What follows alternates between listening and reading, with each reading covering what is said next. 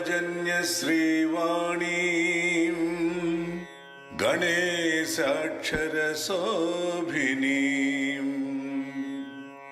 चतुर्वेदमयीं वन्दे वेदविज्ञानवेदिकां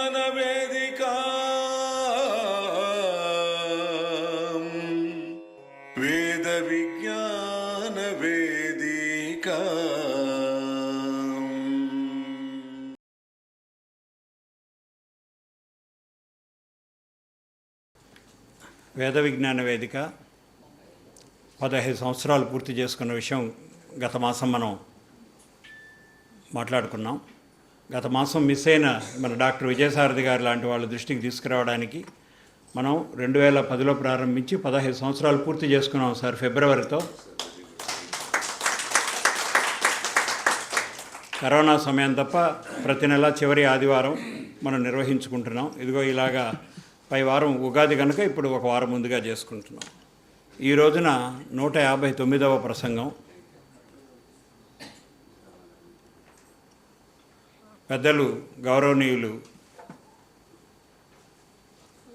ప్రముఖ కవి, విమర్శకులు, అనువాదకులు డాక్టర్ రెంటాల శ్రీ వెంకటేశ్వరరావు గారిని మనం రాజమండ్రి నుంచి ఆహ్వానించుకున్నాం. వారు పానుగంటి వారి విశ్వరూపం సాక్షి అనే అంశంపై ప్రసంగం చేయనున్నారు. మనందరి కరతాళ ధనుల మధ్య వారిని సగౌరవంగా ఇక్కడికి వచ్చి ఆసీనులు కావాల్సిందిగా ఆహ్వానిస్తున్నాను. డాక్టర్ రెంటాల వారు వారి పరిచయం అధ్యక్షులు రెడ్డి గారు చెప్పిన తర్వాత మీకు ఇంకా మనకు వారి రచనలకు ఉన్నటువంటి అనుబంధం ఏమిటి అనేది మీకు తెలుస్తుంది. మేము మనందరి కరతాళ ధ్వనుల మధ్య అనకుండానే మీరే చప్పట్లు కొట్టేస్తారు. అప్పుడు నేను చాలా బ్రీఫ్గానే చెప్పాను, కవి, విమర్శకులు, అనువాదకులు అని చెప్పి. మిగతా వివరాలు వారి తర్వాత తెలియజేస్తారు. ఈ 159వ ప్రసంగానికి విచ్చేసిన డాక్టర్ గారికి, డాక్టర్ రెంటాల వారికి, వారి సతీమణి గారికి, విచ్చేసిన మీ అందరికీ స్వాగతం తెలియజేసుకుంటున్నాను. కార్యక్రమాన్ని మిత్రులు ఊర ఆంజనేయులు గారి ప్రార్థనా గీతంతో శుభారంభం చేద్దాం. శ్రీదేవి ప్రథమం నామ ద్వితీయం అమృతోద్భవా తృతీయం కమలా ప్రోక్తా చతుర్థం చంద్రలోచనా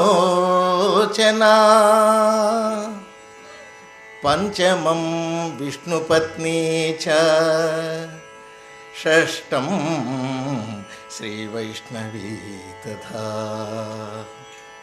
సప్తమం తు వరారోహః అష్టమం హరివల్లభా నవమం శాంగ్రణీ ప్రోక్తా దశమం దేవదేవికా ఏకాదశం మహాలక్ష్మిః ద్వాదశం లోకసుందరీ శ్రీలక్ష్మి కమలా ముకుందమహిషీ లక్ష్మీ త్రిలోకేశ్వరీ మా క్షీరాబ్దిసుత విరించ జననీ విద్యాసరోజాసనా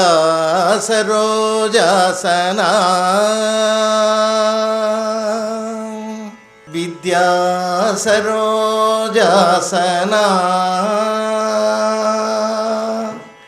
శ్రీలక్ష్మీ హృదయస్తోత్రం చైతన్నామ ద్వాదశం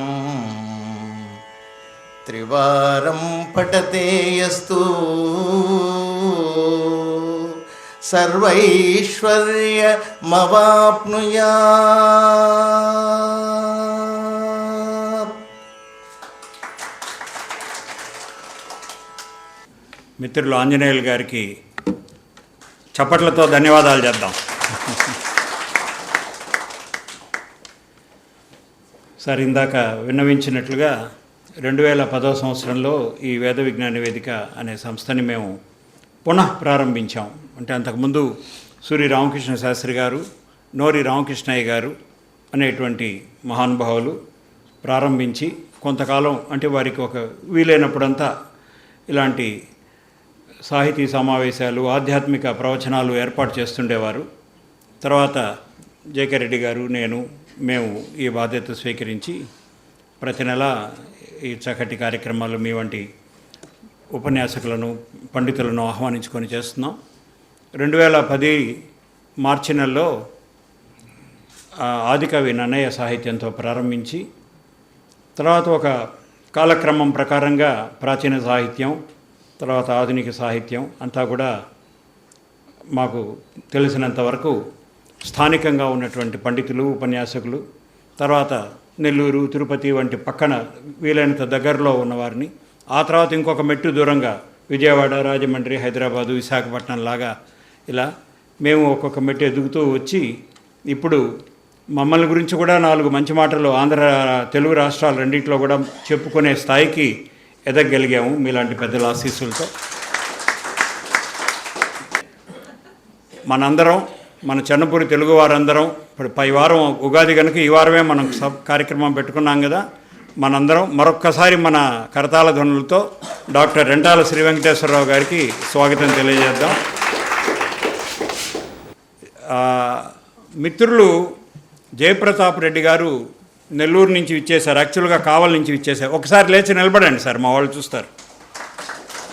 నెల్లూరులో నా మిత్రుడు శ్రీ వెంకటేశ్వర విశ్వవిద్యాలయం పూర్వం సెనేట్ మెంబర్ అయినటువంటి బిఎస్ఎన్ రెడ్డి గారు, సురేంద్రనాథ్ రెడ్డి గారు వారి తరఫున వారు రాలేక ఈ మిత్రులను పంపించారు. వీరు సీనియర్ జర్నలిస్టు, కవి. వాళ్ళ ప్రచురణలు 50 కాపీస్ పంపించారు. వాళ్ళకి అక్కడ ఉన్నటువంటి సంస్థ పేరు దువ్వూరి రామిరెడ్డి విజ్ఞాన సమితి అనేది ఒకటి, మరొకటి పునక కనకమ్మ ఆశయ సాధన కమిటీ. వాటి కార్యక్రమాలు ఏమిటి అన్నది ఇప్పుడు అప్రస్తుతం, సమయం లేదు. వాళ్ళు వేసిన పుస్తకాలు ఇవి ఒక 50 కాపీలు, ఒక 50 కాపీలు పంపారు. శ్రద్ధగా చదవాలి అనుకున్న వాళ్ళు కార్యక్రమం సభ అనంతరం అడిగి తీసుకొని వెళ్ళండి. దాంట్లో ఆయన ఫోన్ నెంబర్ ఉంటుంది, ఆయనకు ఫోన్ చేసో లేక వాట్సాప్లోనో థ్యాంక్స్ మెసేజ్ కూడా పెట్టండి. ఇప్పుడు జేకే రెడ్డి గారు వక్తను పరిచయం చేస్తారు, తర్వాత గానం చేస్తారు. సభకు నమస్కారం. తెలుగు తల్లికి నమస్సుమాంజలులు. ముందుగా రాబోయే ఆదివారం విశ్వావసు ఉగాది శుభాకాంక్షలు మీ అందరికీ తెలియజేసుకుంటున్నాం. ప్రతి సభలోనూ గజల్ శ్రీనివాస్ గారు 2 పాటలు పాడుతుంటారు, అమ్మ మీద ఒకటి, నాన్న మీద ఒకటి. ఆ నాన్న మీద పాట ఎంత హృదయంగా ఉంటుందంటే రెంటాల వారు రాసిన పాట. చెట్టుకి విత్తుకు రుణమున్నది తెలియలేదు, ఈ చెట్టుకేమో విత్తుకు రుణమున్నది తెలియలేదు, నాకేమో నాన్న విలువ ఎంతన్నది తెలియలేదు, చెట్టుకేమో విత్తుకు రుణమున్నది తెలియలేదు, నాన్న నాకు చొక్కా తొడగడమే తెలిసింది గాని, నాన్న నాకు చొక్కా తొడగడమే తెలిసింది గాని, కనిపించని కవచమొకటి కడుతున్నది తెలియలేదు, చెట్టుకేమో విత్తుకు రుణమున్నది తెలియలేదు, ముద్దులాడి నన్ను పైకి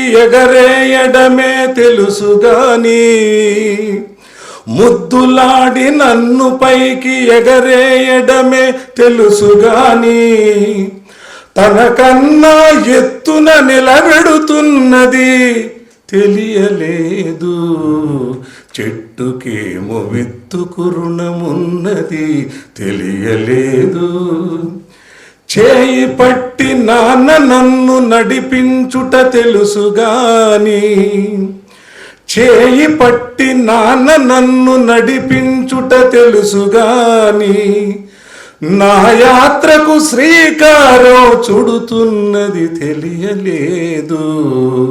చెట్టుకేమో విత్తుకు రుణమున్నది తెలియలేదు. ఏమి తండ్రి రెంటాల కన్నీళ్లను కూడా దాచి, ఏమి తండ్రి రెంటాల కన్నీళ్లను కూడా దాచి, నాకై చెమటగా ఖర్చు పెడుతున్నది తెలియలేదు. చెట్టుకేమో విత్తుకు రుణమున్నది తెలియలేదు. నా జీవం నా సారం, నా జీవం నా సారం చీల్చు చూసుకుంటే గాని, నాన్న ఇలా నువ్వై నువ్వై జీవిస్తున్నది తెలియలేదు. చెట్టుకేమో విత్తుకు రుణమున్నది తెలియలేదు. నాకేమో నాన్న విలువ ఎంతన్నది తెలియలేదు. చెట్టుకేమో విత్తుకు రుణమున్నది తెలియలేదు. నాకేమో నాన్న విలువ ఎంతన్నది తెలియలేదు.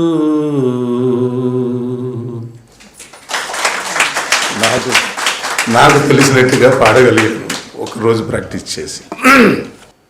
ఇవాళ ద్రౌపది వస్త్రాపహరణం పాండవ వనవాసంలోంచి భీముడు పాడిన 2 పద్యాలు, దుర్యోధనుడు పాడే పద్యం. దారుని రాజ్య సంపద మదంబున కోమలి కృష్ణ జూచి, రంబోరు నిజోరు దేశమున నుండగ బిల్చిన ఇద్దురాత్ము, దుర్వారమదీయ బాహు పరివర్తిత చండగదా విఘాత, భగ్నోరు తరోరు జేయుదు సుయోధను ఉగ్రణాంతరంబున. ఓరోరి కురుకుల పార్శన దుశ్శాసన, కురు వృద్ధుల్ గురు వృద్ధ బాంధవులనే కుల్జుచుచుండన్, మదోద్ధురుడై ద్రౌపది నిట్టు చేసిన ఖలుల్ దుశ్శాసనున్, లోక భీకరలిలన్ వధించి తద్విపుల వక్షశైల రక్తౌగ నిర్జర ముర్వీపతి చూచుచుండ అని నా స్వాదింతును గ్రాకృతిన్. అసందర్భ ప్రలాపి కారుంగూతలు కుయ్యబోకుమికనో గర్వాంధ, సర్వత్వముల్ చూరంబుచ్చిన వారు చూపునది వాక్సూరత్వమే. ఇప్పుడే ఈ రాజేంద్రులు వృద్ధ బాంధవుల ముందే నేను నీ గర సత్కారంబున్ వనరింతు, నీ భుజబలౌదత్యము చూపించుమా.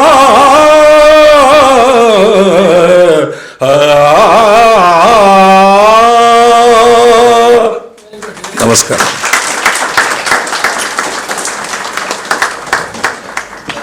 రెంటాల వారి గురించి ఎన్నో వివరాలు తెలియజేశారు జేకే రెడ్డి గారు. వారి పరిచయ భాగ్యం మనకు కలగజేసినటువంటి మరొక మిత్రులు ఇటీవల మనకు ఉపన్యాసం చేసి వెళ్ళిన జోసుల కృష్ణబాబు గారి మాటల్లో అతి సాధారణంగా కనపడే అసాధారణమైన వ్యక్తి డాక్టర్ రెంటాల వారు. ఇంకొక మిత్రులు ఏమన్నారంటే, అంటే ఇంతమంది దగ్గర చెక్ చేసుకున్నారా అని అనుకోకండి సార్, వాళ్ళందరూ మీ అభిమానులు, వాళ్ళే మాకు ఫోన్లు చేసి చెప్పారు స్వచ్ఛందంగా. ఇంకొక మిత్రుడు ఏమన్నారంటే, వారి రచనలు ఎంత ఆహ్లాదకరంగా ఉంటాయో వారి వ్యక్తిత్వం కూడా అంతే ఆహ్లాదకరంగా ఉంటాయి, వారి వ్యక్తి అంత ఆహ్లాదకరమైన వారు అని. ఈ రోజు నుంచి వారు మన వేద విజ్ఞాన వేదిక మనందరికీ కూడా మిత్రులయ్యారు. వారి ఉపన్యాసం విందాం. అంతకు ముందుగా వారికి సత్కారం చేసుకుందాం. సార్, మేము మన సంప్రదాయం ప్రకారంగా మీకు నూతన వస్త్రాలు బహుకరించి శాలువతోటి మా సంస్థ తరఫున ఒక జ్ఞాపికను బహుకరించి సత్కారం చేసుకుంటాం. దయచేసి స్వీకరించండి. ముందుకు రండి.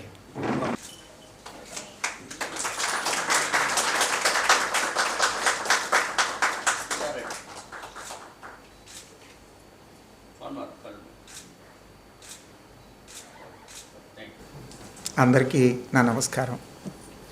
ఈ నమస్కారం రెండు విరుద్ధ భావాలతో జోడింపబడి ఉన్న నమస్కారం. ఒకటో భావం ఏమిటంటే దాంట్లో ఉన్నది సంతోషం. ఎందుకయ్యా సంతోషం అంటే 158 కార్యక్రమాలని నిర్వహించిన ఒక సభ నన్ను పిలిచి ఇక్కడ మాట్లాడమంది అంటే నన్ను ఆ పిలవడమే, ఆహ్వానించడమే నాకు గొప్ప గౌరవం. కాబట్టి నేను సంతోషిస్తున్నాను. బెంగ దేనికి అంటే ఇక్కడ చూస్తే అందరూ అంటే జనం ఎక్కువ ఉన్నారు, కానీ లిమిటెడ్గా ఉంటే ఇదేదో నేను ఇంటర్వ్యూ ఫేస్ చేస్తున్నట్టు, అదేమో ఇంటర్వ్యూ బోర్డు కింద అనిపిస్తుంది. అందరూ విద్యార్థికులు, ఉన్నత పదవులు నిర్వహించిన వాళ్ళు, నిర్వహిస్తున్న వాళ్ళు. అదిగో మా తెలుగు డాక్టరేట్ల బృందం కూడా ఉంది ఇక్కడ. మోర్ దాన్ వన్ అంటే బృందం అనేకం అనేయచ్చు. అంచేత కొంచెం బెంగ. దానికి తోడు జేకే రెడ్డి గారు పరిచయం చేసి నా గజలు కూడా వినిపించారు. వారికి నేను ధన్యవాదాలు తెలియజేస్తున్నాను.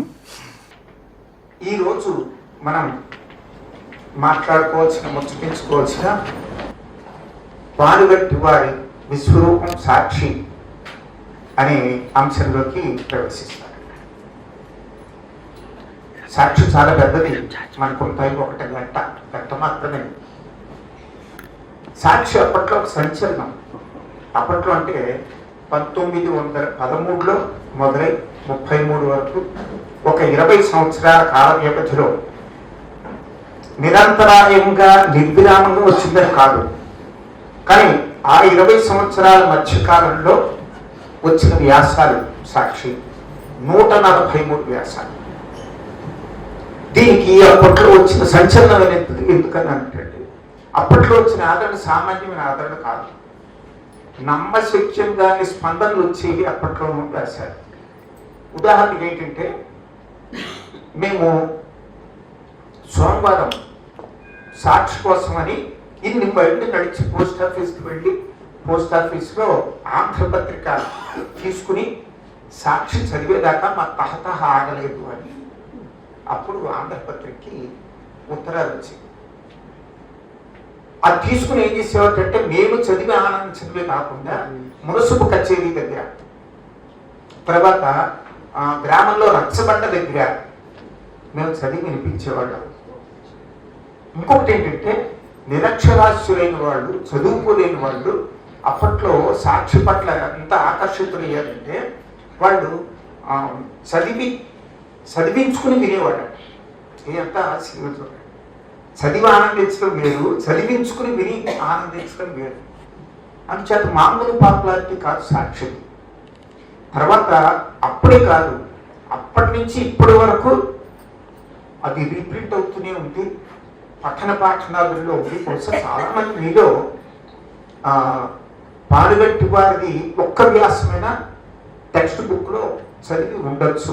మేము చదివాము. స్వభాష అని మాకు అప్పట్లో వచ్చిందన్నమాట. ఎందుకు ఇంత జనాదరణ పొందింది ఇది? అందులో ఒక గ్రాంధిక రచన 1913-33 ప్రాంతంలో వచ్చిన గ్రాంధిక రచన చూడడానికి వాడుక భాష చాలా బలంగా ప్రచురంగా ఉండే ఈ కాలంలో అది వెనక్కి వెళ్ళిపోవాలి, కాలదోషం పట్టి ఉండాలి పట్లేదు. ఇంకొకటి ఏంటంటే, ఇది ఎందుకు సంచలనం, ఎందుకు ఆశ్చర్యకరమైన రచన అంటే, ఇది ఒక కాలం. చాలా మంది ఆ సంగతి మర్చిపోతారు సాక్షి చదివేటప్పుడు. గుర్తుపెట్టుకోవాల్సింది ఏంటంటే, వారం వారం వచ్చిన ఒక కాలం అంటే ఏమిటనమాట, ఒక జర్నలిస్టిక్ రచన రచన. జర్నలిజానికి ఒక డెఫినేషన్ ఉందండి, ఎవరు మంచి తెలుగుగా ఇచ్చాడు. ఏమన్నాడంటే journalism is literature, journalism means literature return in a hurry. అంటే హడావిడిగా సృష్టించిన సాహిత్యం జర్నలిజం అన్నాడు. హడావిడిగా సృష్టించిన సాహిత్యం ఇంతకాలం నిలవడం ఏంటి? తర్వాత ఇంకొకటి ఏంటంటే సాక్షికి సంబంధించి చాలా మందికి తెలియంది, మీకు కూడా తెలియదు, నేను గట్టిగా అపోహపడుతున్నది ఒక రహస్యం చెప్తాను. ఇప్పటికే మీకు తెలుసుననుకోండి, నవ్వేశ్వరిని క్షమించండి, లేదనుకోండి వాళ్ళు ఆశ్చర్యం ప్రకటించండి. విషయం ఏమిటంటే పానుగంటి లక్ష్మీ నరసింహారావు గారు రాసిన సాక్షి, మనం రాసిన సాక్షి అంటున్నాం కానీ ఆయన డిక్టేట్ చేశారు. ఎంత ఆశ్చర్యం అండి! ఈ విషయం చాలా మందికి తెలియదు. నాకెలా తెలిసిందంటే మా మాస్టర్ చెప్పారు. ఎవరు మా మాస్టర్ అంటే ముదిగొండ వీరభద్ర శాస్త్రి గారు, ప్రొఫెసర్ ముదిగొండ వీరభద్ర శాస్త్రి. ఆయన పేరు చాలా మందికి తెలియదు, అందరూ పాపులర్ కారండి, చాలా గొప్ప వాళ్ళు ఉంటారు. ఆయన ఇంగ్లీష్లోను తెలుగులోను కూడా స్కాలర్, అంటే ఏమి సందేహించక్కర్లేకుండా SCHO ఈ స్పెల్లింగ్ మనం రాసేయచ్చు. స్కాలర్ అన్నది ముదిగొండ వీరభద్ర శాస్త్రి గారు. ఆయన సాక్షి మీద పానుగంటి వారి సాహిత్య సృష్టి అని మొత్తం PhD చేశారు. ఆయన గైడ్. అప్పుడు మాట్లాడుతూ ఏమన్నారంటే సాక్షి డిక్టేషన్ తెలుసా అన్నారు. ఆశ్చర్యపోయింది, ఎందుకంటే అప్పటికే నేను చదువుకుని ఉన్నాను సాక్షిని, చాలా ఇష్టంగా, కొన్ని అయితే పదే చదువుకున్నాను. ఇంకొక విషయం గమనించింది, కవిత్వం పదే పదే చదివినా తట్టుకునే స్థాయి ఉంటుంది మంచి కవిత్వాన్ని.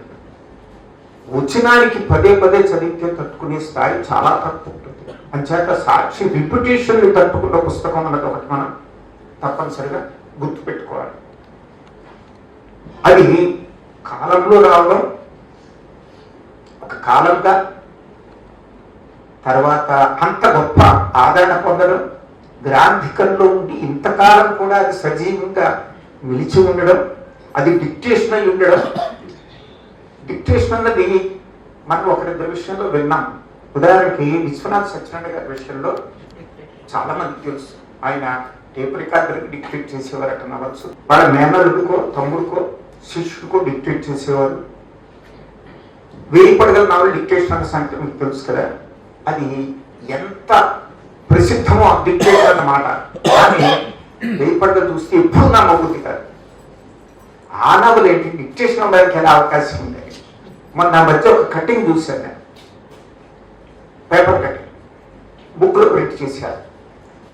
ఆ దాంట్లో ఉన్న స్టేట్మెంట్ ఎవరిదంటే విశ్వనాథ సత్యనారాయణ గారు తమ్ముడు వెంకటేశ్వర గారు ఆ రోజుల్లో ఇచ్చిన ఒక సభలో చెప్పిన మాట ఏమిటంటే, 1000 పడగల్లోని చివరి 750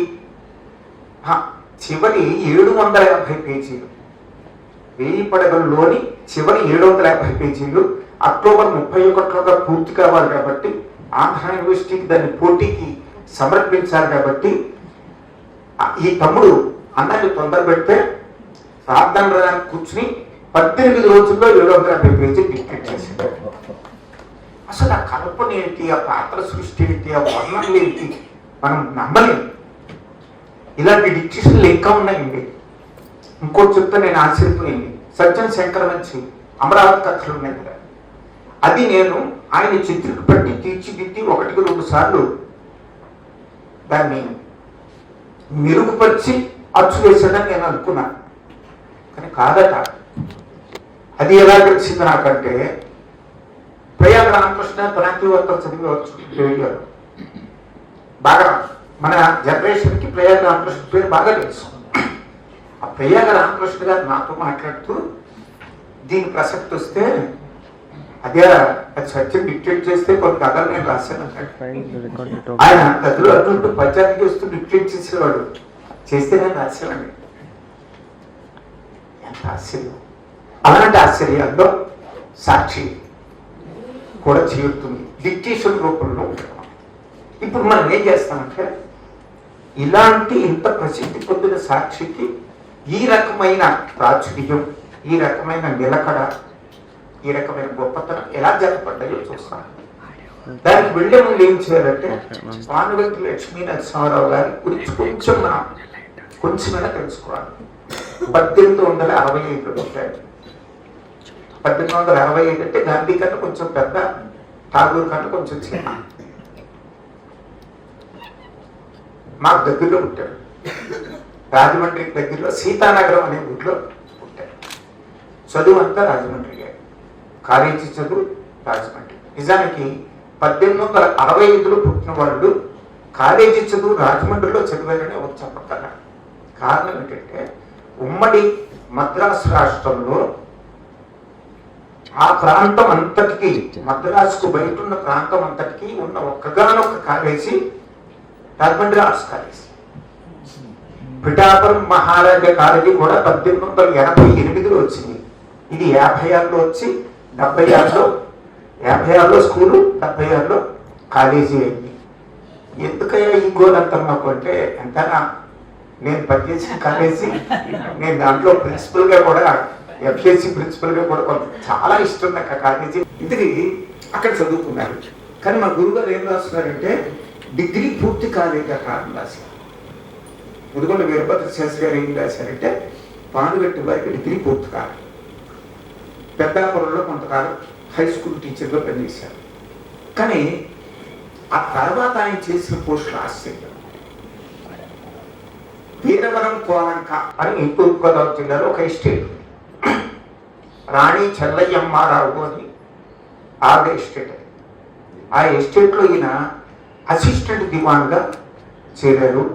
దివాన్ అయిన తర్వాత, దివాన్ అంటే మంత్రి, ఒక రాజుగారి దగ్గర మంత్రిగా పనిచేశారు. ఆ రోజుల్లో డిగ్రీలు, క్వాలిఫికేషన్స్, రికమెండేషన్స్ కాదండి. ఆ రాణి ఇతను మన సంస్థల వ్యవహారాలన్నీ చక్కబెట్టగలడు అని నమ్మితే, అందుకు తగిన జ్ఞానం ఈయనకుంది, ఈ విభాగాల్లో మనకు అవసరం ఉంది, ఈ విభాగాల్లో ఈయన జ్ఞానం ఉందంటే తప్ప తీసుకోరు కదా. ఆయన ఇక్కడ చేశాడు. 7 ఏళ్ళు దివాన్గా చేశారు. తర్వాత అభిప్రాయ భేదం వచ్చి బయటకు వచ్చారు. పానుగంటి లక్ష్మీ నరసింహారావు గారికి అభిప్రాయ భేదం వచ్చింది. ఇతరులతో కంటే నేనేం ఆశ్చర్యపోను, సాక్షి చదివిన వాళ్ళు ఎవరు ఆశ్చర్యపోరు. కారణం ఏమిటంటే ఆయన నాలుగు చాలా పదును, మెదడు చాలా చురుకు. ఆ నాలుగుకి హాస్యం కానీ, అధిక్షేపం కానీ, సటై కొంటెతనం కానీ, అప్రయత్న సిద్ధములు ఏమి తొడుగుడైనా. ఏదైనా ఒక మాట మాట్లాడడానికి ఏమి తొడుగు, చాలా అలవకగా ఏమి ఎరగనట్టు అలాంటి స్టేట్మెంట్లు ఇవ్వగలడు. కవి వైద్యుడు కూడా, సాక్షిలో చోట రాస్తాడు, కవి వైద్యుడు కూడా ఇతడెవరో జోడుగుళ్ళ పిస్తూలు వెళ్ళి ఉన్నాడు, జోడుగుళ్ళ పిస్తూలు వెళ్ళి ఉన్నాడు. ఆయనకి భావకవిత్వం ఇష్టం ఉండేది కాదు. ఆధునికంగా బాగా గొప్ప ఉద్యమంగా వస్తున్న భావకవిత్వాన్ని అంటే ఆయన లక్ష్మీ నరసింహారావు గారికి చాలా గట్టి కమిట్మెంట్స్ ఉండేవి, స్థిరాభిప్రాయాలు ఉండేవి. దాంట్లో ఒకటి ఏంటంటే భావకవిత్వం ఎందుకు పనికిరండి. సాక్షిలో ఎక్కడైనా వీరు చిక్కించుకుని మరి ఒక గమ్మత్తైన వాక్యం రాసేవాడు. ఉదాహరణ కూడా చెప్తాను మీకు. మీరెంత ప్రశస్తమైన భావగీతమైన పాడుడు, మీరెంత ప్రశస్తమైన భావగీతమైన పాడుడు, పాము కాటంత శీఘ్రంగా ప్రాణము తీయగలరా అంటే ఆ నాలుగుకి అప్రయత్న సిద్ధమది. అందుచేత ఆయనకి డిఫరెన్స్ ఆఫ్ ఒపీనియన్ రావడంలో ఒకటి ఏంటంటే గట్టి కమిట్మెంటు, 2 నాలుగు చురుకుదనం. సరే అలా ఉంచండి. అక్కడి నుంచి ఏం చేశారంటే ఆయన ఉర్లం సంస్థానానికి వెళ్ళారు. ఉర్లం సంస్థానంలో ఆయన దివాన్గా పనిచేశారు. కోర్టు కేసులు చక్కబెట్టారు. ఈయన ప్రయత్నం అనంటే, ఆ కేసు బలం అనంటే మొత్తం మీద గెలిచింది. దాంతో ఏమైందంటే ఈయనకి జీవితాంతం ఉర్లాం సంస్థానం నుంచి ఆహారానికి సంబంధించిన కొరత లేకుండా వాళ్ళు ధాన్యం అది పంపిస్తూ ఉండేవాళ్ళు. అది అయిపోయిన తర్వాత కర్ణాటకలో ఆనెగొండి సంస్థానంలో దివాన్గా చేశారు. 2 ఏళ్ళు చేశారు. ఉర్దూ, పారసీ ఈ 2 అక్కడ అవసరం. అది ఆయన ఆ కొద్ది కాలంలోనే అది నేర్చుకుని ఉర్దూలో మహజర్లు రాసేటంత పాండిత్యాన్ని ఆ భాషలో సంపాదించారు అని చెప్పేసి మనకు తెలుస్తుంది. అంచేత మనం ఒక మేధావి రాసిన ఇంకా ఇంకా చెప్పాల్సిన 2 ముక్కలు ఉన్నాయి, అవి కూడా చెప్తే ఆయన పరిచయాలు వదిలిపెట్టేయచ్చు. అదేంటంటే తర్వాత ఆయన వెనక్కి వచ్చారు ఆనిగొంద నుంచి, పిఠాపురంలో మకాం పెట్టారు. పిఠాపురం రాజా రావు వెంకటపతి సూర్యరావు బహద్దర్ ఆయనకి పానగట్టుపర్ అంటే చాలా ఇష్టం, కానీ దివాన్గా తీసుకోలేదంటే ఎందుకు తీసుకోలేదంటే ఇందాక చెప్పుకున్న రాణి చెల్లయ్యమ్మ రావు గారును ఈ సూర్యరావు బహద్దర్ గారు చుట్టారు. నేను బయటికి కట్టేసిన వాడు నువ్వు దివాన్గా పెట్టుకుంటామని అంటారని ఆయన పోషిస్తూనే దూరంగా ఉంచి ఉంచి ఉంచి చివరికి 1916లో ఈయన్ని ఆస్థాన నాటక కవిగా తీసుకున్నాడు, దివాన్గా తీసుకోవాలి. ఆస్థాన నాటక కవి చాలా నాటకాలు రాశారండి, 30 నాటకాలు రాశారు. అక్షరాల 30, మా గురుగారు లిస్ట్ ఇచ్చారు 30.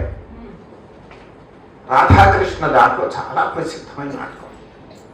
అలాగే కంఠాభరణం రాజుగారు ఏమడిగేటంటే మిగులు నవ్వు పుట్టించు నాటకం ఏదైనాను రాయము అని అడిగారు. అందుకని ఆయన కంఠాభరణం రాశారు. కంఠాభరణం చాలా పాపులర్ నాటకం. తర్వాత విపన్నారాయణ రాశారు. తర్వాత ఆయనకి చాలా ఇష్టమైంది, చాలా మంది కరుణరస ప్లావితమైన నాటకం అన్నది ఏమిటంటే పట్టభంగ రాఘవము. పట్టభంగ రాఘవము అంటే శ్రీరాముడి పట్టాభిషేకం భగ్నం కావడం, దానికి సంబంధించిన ఇదన్నమాట. చాలా ఆ నాటకాలన్నీ ఆయన ఒక శిల్పాన్ని చెక్కినట్టు చెప్పుకుంటూ వచ్చారు, మామూలుగా ఉండేవాడు. నిజానికి రాధాకృష్ణ నాటకాన్ని ఆయన మొత్తం నాటకాల్లో బెస్ట్ అంటారు, సమకాలీన నాటకాల్లో కూడా వన్ ఆఫ్ ద బెస్ట్ అంటారు. నిజానికి రాధాకృష్ణ నాటకంలో ఇన్సిడెంట్స్ ఏమున్నాయని చెప్పండి.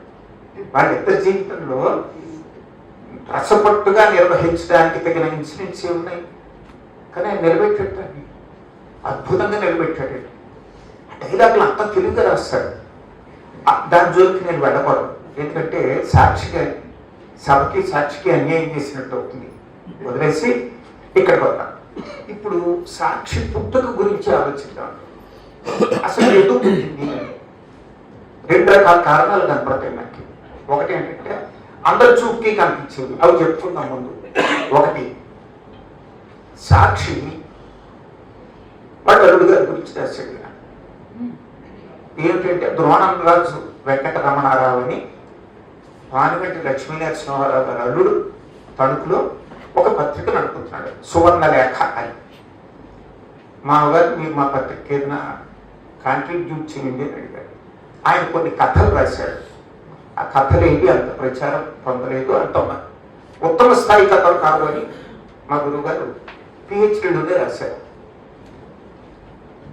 తర్వాత కొన్ని ప్రహసనాలు రాశారు, చెరకమర్తిలాగా కందుకూరులాగా, ఇవన్నీ దాంట్లో వచ్చాయి. ఉన్నట్టుండి ఆయన ఇలాగ అప్పుడొట్టి రాయడం కాదు, ఒక కంటిన్యూటీ ఉండేటట్టు మనం ఏదైనా రాస్తే బాగుంటుంది అనుకుని సాక్షి మొదలుపెట్టాడు. సాక్షి అయితే కాలం కదండి, నాటకం అయితే ఎంతో తీర్చిదిద్ది వారాల తరబడి నెలల తరబడి రాసిన తర్వాత 1-2 ఇష్యూల్లో వస్తుంది, అయిపోతుంది. అది ఒకటి. అంటే సువర్ణలేఖ పత్రిక వాళ్ళ అల్లుడు నడపడం, దానికేమో రాయాల్సి కావడం అన్నది సాక్షి పుట్టుకి కారణాల్లో మొదటి. రెండోది, ఈయన ఇంగ్లీష్ బాగా చదువుకున్నాడు, చాలా చక్కగా చదువుకున్నాడు, డిగ్రీతో నిమిత్తం లేదు. ఇంగ్లీష్లో 1710లో అంటే ఈయనకి ఇంకా ఒక 150 సంవత్సరాల క్రితం ఎడిసన్ అండ్ స్టీల్ అని 2 రచయితలు స్పెక్టేటర్లో ఒక పత్రిక నడిపారు. స్పెక్టేటర్ వాళ్ళు నడిపిన పత్రిక ఎందుకు ఉద్దేశించారంటే, వాళ్ళు సమకాలంలో ఉన్న ఆంగ్ల సమాజంలో కనిపించే చెడునంతటినీ వాళ్ళు దుయ్యబట్టాలి, ఖండించాలి, ఎగతాళి చేయాలనే ఉద్దేశంతో అది చాలా పాపులర్ అప్పుడు. ఈయనకి అది గుర్తొచ్చి పేరు కూడా స్పెక్టేటర్ అంటే సాక్షి. అక్కడ ఒక క్లబ్ ఉంది వాళ్ళకి, స్పెక్టేటర్ క్లబ్ అని. ఈయన కూడా సాక్షి సంఘము అని పెట్టారు. 5 సభ్యులు ఉంటారు దాంట్లో సాక్షి సంఘంలో. ఈయన చాలా విలక్షణమైన బుద్ధి. విలక్షణము అంటే తేడా అని అర్థం మామూలు మాటలో చెప్పాలంటే. అంటే మోసలో ఆలోచించడం, మోసలో ప్రవర్తించడం అనేది కిటల్. ఈయన 5గురిని ఏం చేశారంటే, మనం సాక్షి లోపలే ఉన్నాం ఇప్పుడు పెట్టలేదు. సాక్షి ఆయన పేరేం పెట్టలే, ఒక సభ్యుడు. ఆ సాక్షి ఏం చేస్తాడంటే ఎక్కడెక్కడ జరుగుతున్న కార్యక్రమాన్ని ఆయన రిపోర్ట్ చేస్తూ ఉంటాడు పేపర్లకి. అది ఆయన పని. ఇది కల్పిత పాత్ర, లక్ష్మీనరసింహరావు గారు కల్పించింది. తర్వాత ఏం చేశాడు, కాలాచార్యులు అని ఒకరిని సృష్టించారు, ఒక పాత్రని. ఆ కాలాచార్యులు ఏమిటి అంటే వేదాంగాలు చదువుకున్నవాడు. త్రిమతాచార్యుల వ్యాఖ్యానంతో భగవద్గీతని, కొన్ని ఆధ్యాత్మిక గ్రంథాలని చదువుకున్నవాడు. అతను ఇంకా పెళ్లి కాలే, చాలా పెద్దవాడు, పెళ్లి కాలేదు. ఆ కాలాచార్యులు కొంచెం ముక్కుపడం అలవాటు ఉంటుంది. అంటే ఈయన ఎవరో ఒకటి ఏదో తగిలించుకుని వదిలిపెట్టండి. క్యారెక్టర్ న్యాచురల్గా ఉండాలి, గుర్తుండిపోవాలండి. ఇద్దరు గారు. 3వ వాడు జంగహాల శాస్త్రి. ఈ జంగహాల శాస్త్రే మనని పట్టుకుని ఒక ఊపు ఊపుతాడు. సాక్షి ఎందుకంత ఆకర్షణీయంగా ఉంటుందంటే జంగహాల శాస్త్రి వల్ల. ఆ క్యారెక్టర్ సృష్టించినప్పుడు ఈయన ఏం రాశాడో తెలుసండి, ఇతర విషయాలు. ఇప్పుడు దేశం అంతా తిరిగాడు, ఎన్నో అనుభవాలు పొందాడు, ప్రతి విషయంలోనూ ఎంతో కొంత తెలుసున్నవాడు. అంటే రేపు పొద్దున్న ఉపన్యాసాలలో ఈ క్యారెక్టర్ని బాగా వాడుకోగలిగిన. అందుకని అనేక దేశాలు తిరిగినట్టు, చాలా గొప్ప అనుభవం ఉన్నట్టు, తర్వాత ఆ జ్ఞానం అన్నిట్లోనూ అంతో ఎంతో జ్ఞానం ఉన్నట్టు చెప్పి అక్కడితో కూరుకుంటే ఆయన పేరు పార్కర్ లక్ష్మీనరసింహరావు కాదు. ఏం రాశాడు చూడండి, ఈతడి తలలో విప్రవినోది గారి సంచిలో వలే, విప్రవినోది గారు అంటే గారడివాడు, గారడివాడి సంచిలో వలే ఒక సాలగ్రామము, ఒక ఉల్లిపాయ, ఒక చిలక బుర్ర, ఒక తేలు, రాధాకృష్ణుని విగ్రహం ఒకటి, ఒక బ్రహ్మజముడు మట్ట, ఒక పుస్తకము, పొగాకు చుట్ట ఉంది.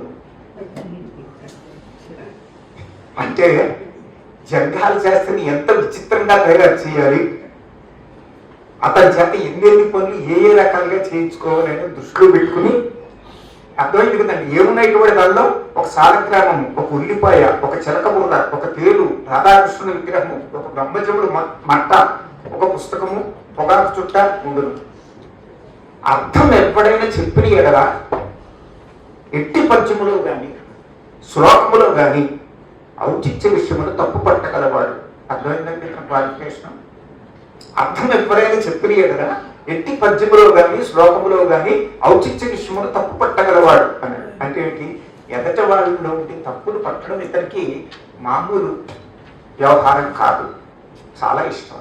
తర్వాత 3 అయిపోయారు. వాణిదాసను కవి.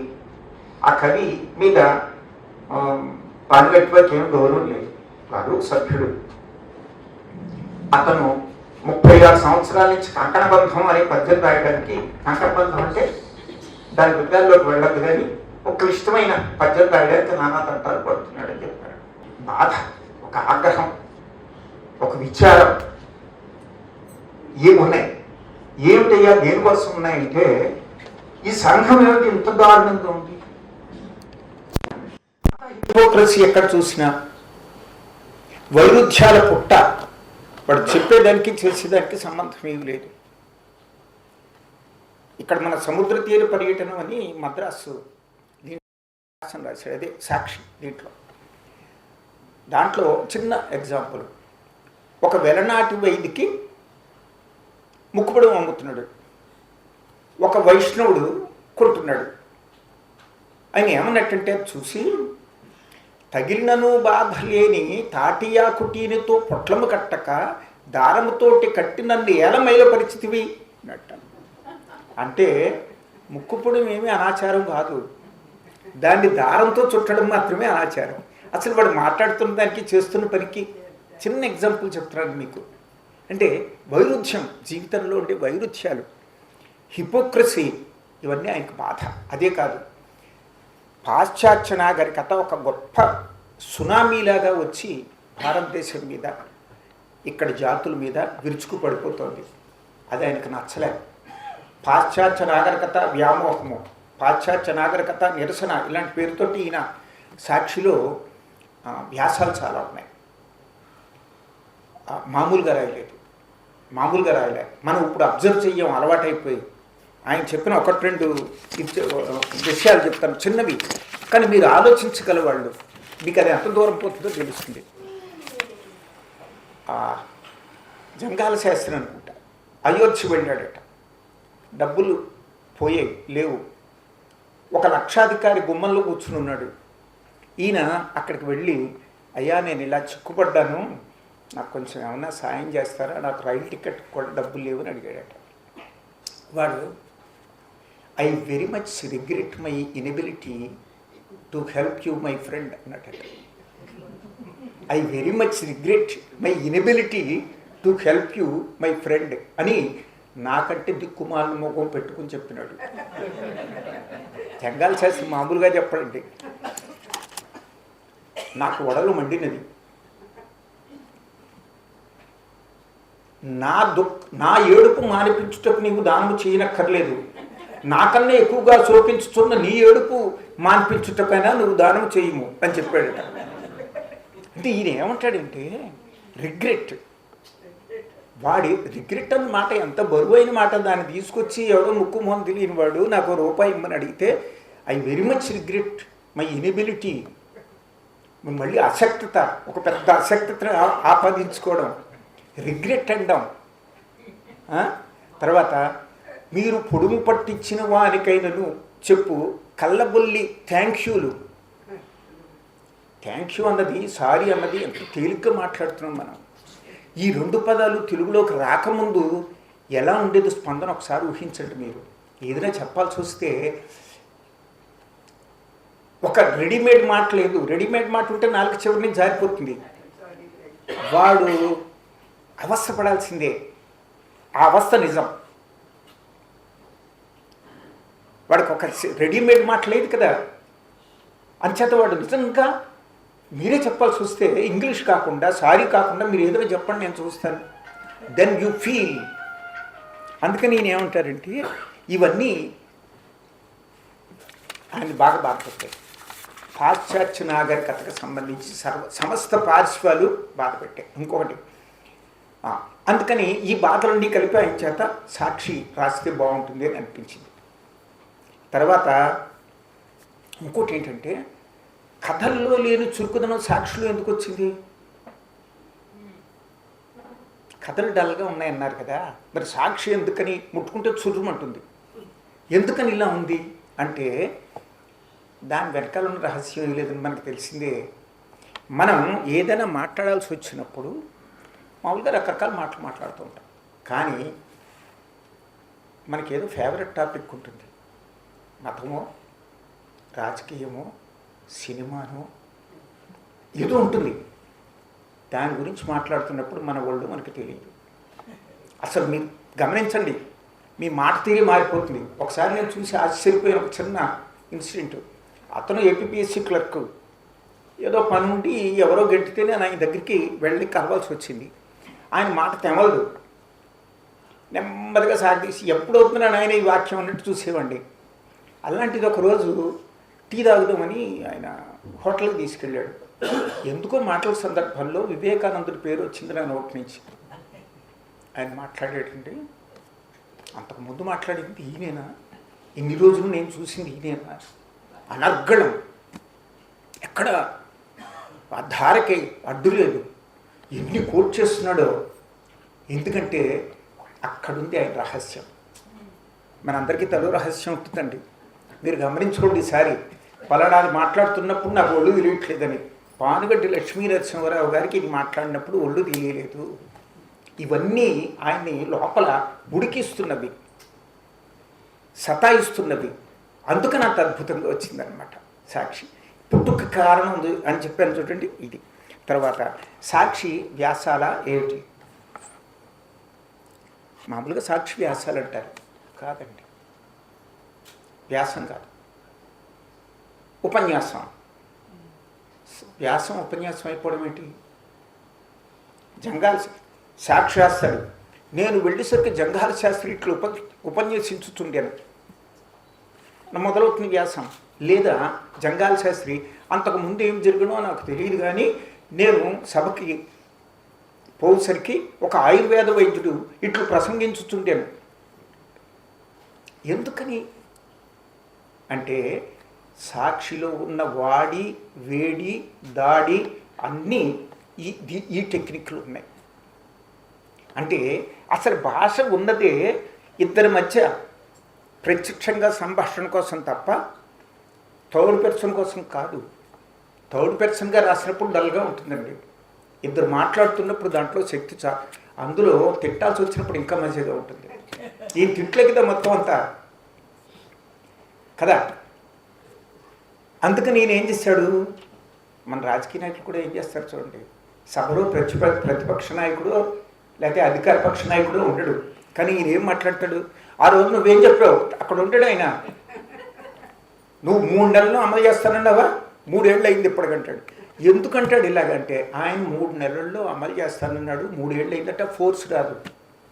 కాబట్టి ఈయన కూడా ఏం చేశారంటే వ్యాసం వల్ల ఉపన్యాసంగా మలిచేశారు. అక్కడితో కూడా ఆగలే. నేను చెప్పాను విలక్షణ ప్రజ్ఞ ఏంది, దానికి కథాఛాయ ఇచ్చారు. వ్యాసం అంటే విషయ ప్రధానంగా ఉండాలి, అంతేగాని అది వర్ణనా ప్రధానంగా ఎమోషనల్గా రకరకాల సంఘటనలు చిత్రించేదిగా ఉండకూడదు కదా. కానీ అలా తయారు కావడానికి వీలుగా ఈయన ఒక 5 పాత్రలు పెట్టుకున్నారు. అది కాకుండా రకరకాల సందర్భాల్ని సృష్టించుకున్నారు. అంచేత మీకు సాక్షి చదువుతుంటే ఒక కథను చదువుతున్నామా అన్నట్టు అనిపిస్తుంది. చాలా చిత్రం. ఒక చిన్న ఉదాహరణ చెప్తాను మీకు. నేను మిమ్మల్ని అధ్వానంగా వదిలేస్తాను, దాంట్లో సందేహం ఏం లేదు, దానికి సిద్ధపడి ఉండండి. టైమే చూసుకుంటున్నాను, ఎప్పుడైతే అప్పుడు వదిలేస్తాను మిమ్మల్ని. తోలుబొమ్మలాట గురించి రాశారు. నిజానికి ఈయన రాయదలుచుకున్నది ఏమిటి, తోలుబొమ్మలు అనే వ్యాసంలో ఈయన రాయదలుచుకున్నది, తోలుబొమ్మల్లో ఒక హాస్య పాత్ర ఉంటుంది. మేము ఏమనేవాళ్ళం అంటే జుట్టు పోలిగాడు అనేవాళ్ళం. ఈయన ఏమన్నాడు, గ్రంథారిగాడు అన్నారు. అంటే కొన్ని చోట్ల గంధూళిగాడు అనడం కూడా ఉన్నట్టుంది. ఈయన ఏం చేశారు, దాన్ని గ్రంథారిగాడు అని పెట్టారు. అంటే ఈయన ఉద్దేశం ఏమిటి, ఇది గ్రంథారి అయి ఉంటుంది అని. గ్రంథమునకు అరి శత్రువు, నడిచే కథను వీడొచ్చి అడ్డుకుంటున్నాడు అనే ఉద్దేశంతో ఈ గ్రంథారిగాడి పేరుతోటి తోలుబొమ్మలాటలో ప్రదర్శిస్తున్నంత అశ్లీలం, అసభ్యత, తర్వాత నీచ సంస్కారాల్ని ఉద్వేగాల్ని లేవగొట్టడం అన్నది ఈయనకి అసఖ్యం అనిపించింది. అది దానికి మీరునైనా ఏం చేస్తామంటే, తోలుబొమ్మల ప్రదర్శన చాలా బాగుగానే ఉన్నది, కానీ ఇందులో గ్రంథారి గారి పాత్ర మాత్రము మిగులు సూచనీయము. ఇలా మొదలు పెడతాం మనం. ఆయన ఏమో అలా మొదలుపెట్టలే, అసలు అలా చెప్పడు. ఎక్కడ మొదలుపెట్టాడంటే ప్రదర్శన దగ్గర మొదలుపెట్టాడు. ఒక అమ్మాయి పాడుతుందిట, వెనకాల పాడతారు కదండి నేపథ్యం, ఆ అమ్మాయిని వర్ణిస్తున్నాడు ఈయన చూడండి. అది జీడిగించ కంటే నల్లనిది. అక్కడితో అయిపోతే ఉంది. అవి నెక్స్ట్ వాక్యం చూడండి, దాని మొగములో వెంట్రుకలు ఎచ్చటనారంభమైనవో తెలియట్లేదు. ఎంత నల్లటిదంటే అమ్మాయి, ఆ మొహంలో వెంట్రుకలు ఎక్కడ మొదలయ్యేది తెలియట్లేదు. ఇలాంటి వర్ణన ఎవరు చేయరు. నెక్స్ట్, గ్రామమున రాత్రివేళ అది ఏ మూల పాడుచున్నను గ్రామమంతయు దాని కంఠం వినిపించును. చెక్కు చెదరలేదు, నలితులు లేదు, బొంగు జీర లేదు, అపస్వరము వెలితి లేదు. చెంబులో గచ్చకాయలు పోసి త్రిప్పినట్లు కంఠరవము గలగలలాడును కానీ భాష మంచిది కాదు. ఎంత చక్కగా చూసాడు చూడండి. ఆ అమ్మాయికి పుట్టుకతో వచ్చిన కంఠం అద్భుతమైన కంఠం, కానీ భాష, అమ్మాయికి విద్య లేదు కదా, భాష మంచిది కాదు అని సంగీతం గురించి కూడా చెప్తున్నాడు. ఎగుడు దిగుడులో తరంగ భంగి లేదు, లేత ముదుళ్ళ విచికిత్స లేదు. పాటన్నది కయ్యోమని పాడేయడం కాదు కదా, భావానుగుణంగా దాన్ని తేల్చాలి, పెంచాలి, నొక్కి పలకాల్సిన చోటు ఉంటుంది, హై పిచ్కి ఇదంతా ఉంటుంది కదా. సన్నపోగర పని కాదు ఇది, మళ్ళీ వడ్రంగానికి గడిపాడు. సన్నపోగర పని కాదు, పెద్దవాడిది పని అని ఒకటే కై ఒకటే రై కొంతసేపు వినను చూడనే చెవులు గింగురుమను. బొమ్మలాట అయిన పిమ్మటనైనా 2 పూటల వరకు చెవిలోని గుయ్యి వదలదు. ఇలాగా ఎక్కడికి తీసుకెళ్ళినా మనల్ని ఆ ఉన్న చిత్రాన్ని అద్భుతంగా కళ్ళకు కట్టించే శక్తి ఉంటుంది. కింద చూడండి, మధ్యలో ఇంటర్వెల్ ఇచ్చారు వాళ్ళు. మన సినిమాల్లాగే వాటికి కూడా ఇంటర్వెల్ ఉంటుంది. కొందరు అగ్గిపుల్లలు అట్టి వెలిగించిరి, చుట్టలు ముట్టించిరి, కొంకులు పోయిన వేళ్లను సరి చేసుకొనిరి, వడలు విరుచుకొనిరి. అన్నీ చూస్తాడు ఈయన. పొడుమున్నదా అని ఒకరినొకరు అడుగుచుండిరి. కొందరు లేచి స్థలము భద్రము సుమా అని పక్కవారికి చెప్పి పైకి పోవుచుండిరి. గట్టి ముండ కొడుకులులే అని బొమ్మలాట వారికి బిరుదుములు కటాక్షించుచుండిరి. వాళ్ళ భాషలో వాళ్ళు బిరుదిస్తారు అని బిరుదుములు కటాక్షించుచుండిరి. ఆయనకు తోలుబొమ్మలన్న ప్రాణము అని నూతన వితంతువు ఒకటే భర్తృ పరిస్మరణ పరిపాకముతో ప్రకాశించుచు లోక సంగ్రహార్థము కరులెత్తుకునుచున్నది. ప్రపంచముకు మాయ, మనం మాత్రం తోలుబొమ్మలము కామా. బాగానే ఉంది కదా వాక్యం. ఆ బాగున్న వాక్యాన్ని ఈయన ఎవరి నోట్లో పెడతాడో చూడండి. ప్రపంచం ఒక మాయ, మనం మాత్రం తోలుబొమ్మలము కామా అని ఒక వృద్ధవేశ్య వేదాంత బోధనమును బోసినట్టుతో సాయించుచుంటాను. ఇది ఆ అబ్జర్వేషన్ అసామాన్యమైన అబ్జర్వేషన్. ఇంతకీ నేను ఎక్కడి నుంచి పక్కకు వచ్చాను అంటే, ఈయన ఎందుకు రాశారు అన్న దాని గురించి నేను మాట్లాడుతూ, ఈయనకు గొప్ప కమిట్మెంట్ ఉంది, దాని గురించి ఇదంతా చేస్తున్నాడు. సాక్షి వ్యాసాన్ని ఉపన్యాసంగా మలుచుకోవడం, కథాస్పర్శ తీసుకురావడం, కళ్ళకు కట్టినట్టు మరి ఎదురుగుండా దాన్ని చేయి. ఇంకోటి నాటకంలాగా ఉంటుంది, నాటకఛాయ కూడా ఉంది. అలా ఎలా తీసుకొచ్చాడంటే, ఇప్పుడు ఒక ఆయుర్వేద వైద్యుడు మాట్లాడుతున్నాడట. తర్జని మీదది ఉపన్యాసం ఇస్తున్నాడు ఆయన. తర్జని మీదది వాతనాడి అనుకున్నను పని జరుగుతున్నది. ఇంతవరకు తర్జని మీదది ఇంతవరకు వాతనాడియో పైత్యనాడియో తెలియలేదు. వాతనాడి అనుకున్నను పని జరుగుతున్నది, పైత్యనాడి అనుకున్నను పని జరుగుతున్నది అన్నాడట. ఆడియన్స్లో కూర్చుని జంగాల శాస్త్రి పక్కవాడితోటి, పని జరుగుటికి బ్రహ్మాండమా, చిటికడి ప్రాణం ఎంతలో లాగి పారేవేయగలను, ఉప్పును సరుకు టప్ అంటే ఉపన్యాసం జరుగుతూ ఉంటుంది. ఇక్కడ వీళ్ళ మాటలు క్లియర్ అంటూ ఉంటారు, చప్పట్లు కొడుతూ ఉంటారు, రకరకాల ఇవి చేస్తూ ఉంటారు. అంచేత నాటకం, కథ, లేఖ ఉంది, దీంట్లో లేఖలు ఉన్నాయి. ఇది కాకుండా ఏకపాత్ర అంతఃపుర ఉపన్యాసం అని ఒకటి ఉంటుంది. మొత్తం అంతా ఒక లేడీ మాట్లాడుతూ ఉంటుంది. భర్త మాటలు కూడా ఈవిడే చెబుతుంది. ఏమనుచున్నారు, ఇప్పుడు ఖాళీ లేదనియా అని మళ్ళీ తనే చెప్తూ ఉంటుందని. ఇలాగా సాక్షి వ్యాసాల పేరుతోటి ఆయన ఏం చేశాడంటే, ఒక 10% నాటకం, 20% కథ, 30% ఉపన్యాసం, తక్కింది వ్యాసం, వీటన్నిటికీ అంటుకడితో కొత్త మొక్క మొలిచింది. దాని పేరు సాక్షి. ఇంకా దీంట్లో మనం చెప్పాల్సింది ఏంటంటే, వస్తువు, నిజానికి ఇది పిచ్చి తాపత్రయం. వస్తువు గురించి చెప్పడం అంటే 143 వ్యాసాలు ఎన్ని రాశాడు ఆయన చూడండి. ఊరికే వైవిధ్యం తెలుస్తుంది. నాటకం గురించి చాలా రాశాడు. చారంగధర నాటక ప్రదర్శనం అన్నాడు, అది కాకుండా నాటక ప్రదర్శనం అన్నాడు, నాటకాల్లో పద్యాలు అన్నాడు, కష్టాంత నాటకాలు, సుఖాంత నాటకాలు. ఇలా ఎందుకని నాటకాల గురించి ఇంత రాశాడు ఆయన? మీ కొంచెం ఆలోచించినా తెలిసిపోతుంది మనకు జవాబు. ఇప్పుడు సినిమాలు లేవు, ఉన్న వినోద సాధనాల్లో అగ్రపీఠంలో కూర్చున్నది నాటకం. ఈయన ఆస్థాన నాటక కవి, స్వయంగా నాటకాలు రాసినవాడు. ఈయన నాటకాన్ని ప్రదర్శిస్తే ఏ మేరకు సక్సెస్ అయింది, ఏ మేరకు వాళ్ళు తగలేయడం వల్ల పోయింది, లేదా ఏ లోపాలు తను చేశాడో అన్నీ తెలిసినవాడు. అందుచేత ఏం చేశాడంటే నాటకాన్ని బాగా పట్టించుకున్నాడు. నేను చెప్పాను కదండి దీనికి చాలా స్ట్రాంగ్ కమిట్మెంట్స్ ఉంటాయని. ఆ నాటకాల గురించి అంత ఎందుకు రాశాడంటే అది ఆ రోజు అత్యుచ్చ స్థానంలో ఉండాల్సిన రీతిలో లేదని. అప్పుడు సంగీత నాటకాలను వచ్చేవి, పద్యాలు ఎన్ని పద్యాలు ఉండేవో లెక్కలేదు. ఈయన నాటకంలో పద్యం కథాగతికి ఆటంకం ఉంటాడు, పాటలు ఉండకూడదు, సంగీతం ఉండకూడదు.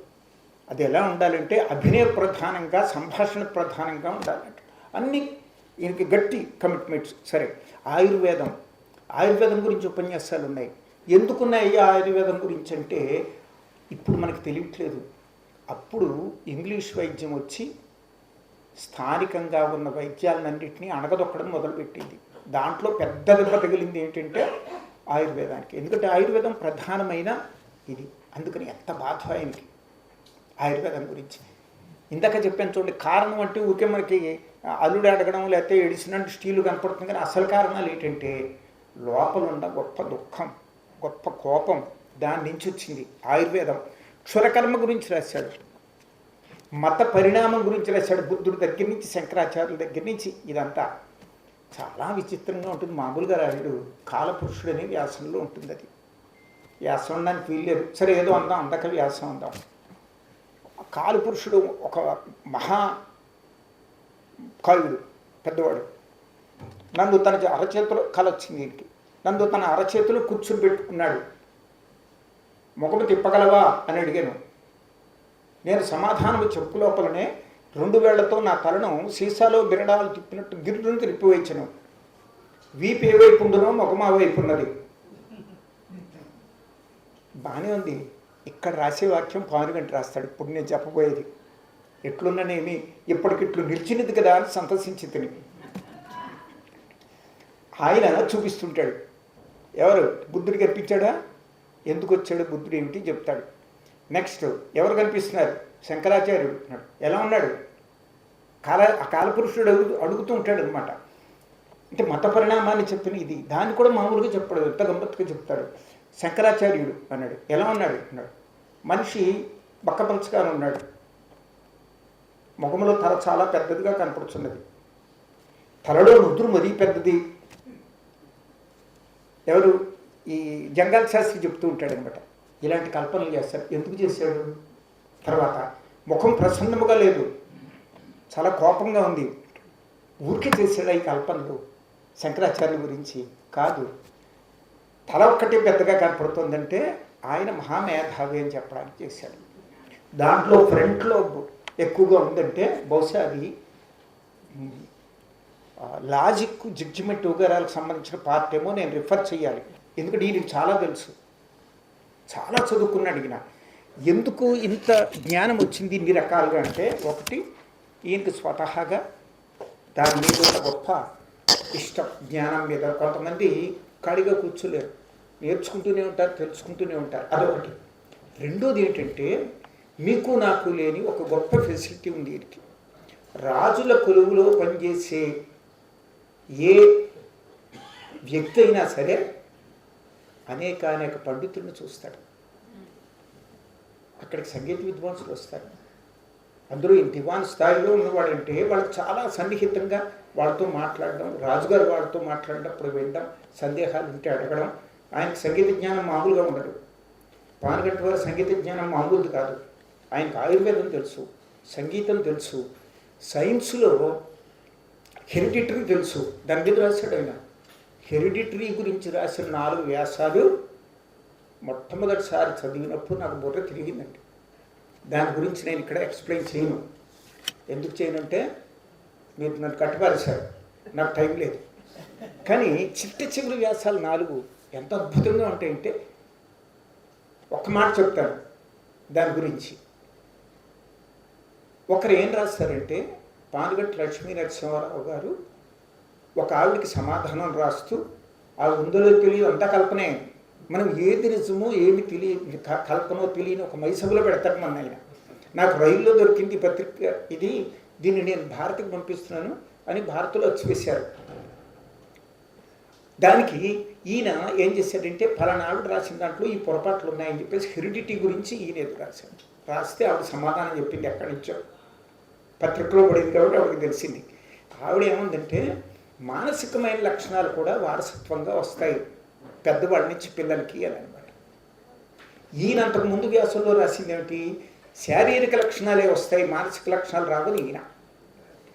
మళ్ళీ ఈయనేం రాశాడంటే దానికి, అమ్మ నువ్వు చెప్పిన ఎగ్జాంపుల్స్ నాకు తెలుసు, నువ్వు గోదావరి కుటుంబంలోని ఉన్మాద కుటుంబం గురించి నువ్వు మాట్లాడావు, ఊళ్ళో అందరూ పిచ్చివాళ్ళే అన్నావు, ఇంట్లో నాకు తెలుసా కుటుంబం, దానికి కారణం నువ్వు అనుకున్నట్టు అది మానసిక వారసత్వం కాదు, అది శారీరక కారణాల వల్ల వచ్చిందని దాంట్లో వాదిస్తాడు.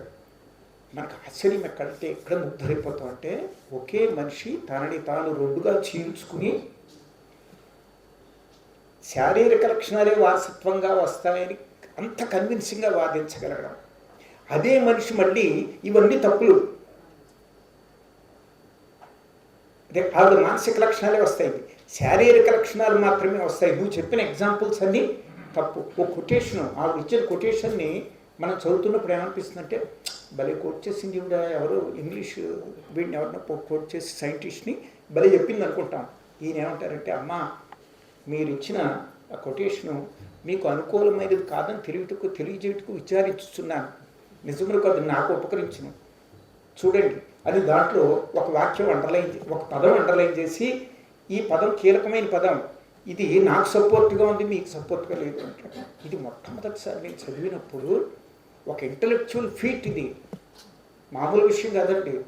ఓ కొటేషన్ తీసుకుని తనకు అనుకూలంగా ఆవిడ చెప్పిన దాన్ని మళ్ళీ ఈయన ఇది అదే కొటేషన్ తీసుకుని చూడాల్సిన పదం చూడలేదు, సరిగ్గా అన్వయించుకోలేదు చూడని చెప్తే పాఠకుడిగా నా లాంటి వాడికి బుర్ర తిరిగిపోయింది. పానుగంటి లక్ష్మీనరసింహరావు గారి తర్కం అసామాన్యమైన తర్కం అండి. అవన్నీ మనకి దీంట్లో కనపడతాయి. ఇంకా దీనికి అసలు విషయం ఏమిటంటే, దీంట్లో దాన్ని అంత ఆకర్షణీయంగా చేసింది హాస్యం. ఆ హాస్యాన్ని ఆయన ఎన్ని రకాలుగా చేశాడనేది ఊరికే కొద్ది ఉన్నంతలో చెప్తారు. వాణిదాస్కి ఇంకో సభ్యుడు, ఈయనకి పడదు. ఆ వాణిదాస్ ఏదో గొడవ వచ్చి జైలుకి వెళ్ళాడు. ఆ రోజుల్లో జైలుకు వెళ్ళినవాడు ప్రతివాడు దేశభక్తుడే, వాడు దొంగతనం చేసి వెళ్ళినా దేశభక్తుడే, తెలియదు కదా జనానికి. వాడు కొన్ని నెలలు ఉన్నాడు, గడ్డం అది అంత పెరిగిపోయినా అంతకాలం ఉంచేశారు, బయటకు వచ్చాడు. బయటకు వచ్చినప్పుడు మరి చాలా, ఇప్పుడు రాజకీయ నాయకులకు వాడు ఎన్ని నేరాలు చేసి వెళ్ళినా సరే బయట మంది మార్పులు వస్తారు చూడండి, అలాగే అప్పుడు జనం వచ్చేసేవారు. వచ్చేసి ఈయన పెద్ద ఎత్తున ఆహ్వానిస్తున్నారు. సాక్షి సంఘం తరపున జరగాల శాస్త్రి వెళ్ళాడు. వాణిదాసు, మనం కూడా ఇలాంటి సన్మానాలు సత్కారాలు జరిగినప్పుడు మామూలుగా ఉండవు, కాళ్ళు నేల మీద ఆనవండి, మనం చూస్తే కొంత గ్యాప్ ఉంటుంది. ఈ ఇది వాణిదాసు ఇలా ఉప్పొంగిపోతూ, శాస్త్రి ఇప్పుడు మన కర్తవ్యం ఏమి అంటాడు.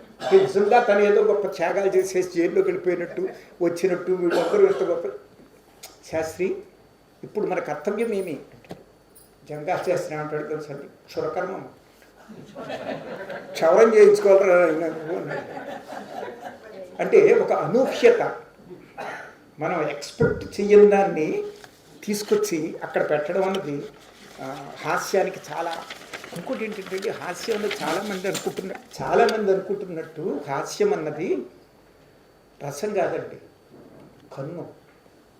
హాస్యం అనే కన్ను మనకు మొలిస్తే ప్రపంచం అర్థమయ్యే తీరు మారిపోతుంది. ముఖ్యంగా మనం క్షమించుకోవడం వస్తుంది. తన మీద తను జోకుతూ వేసుకోగలిగిన వాడు ధన్యుడు. అలాగే చుట్టుపక్కల చాలామంది మీద కోపం రావాల్సిన సందర్భంలో వాడు క్షమించేస్తాడు.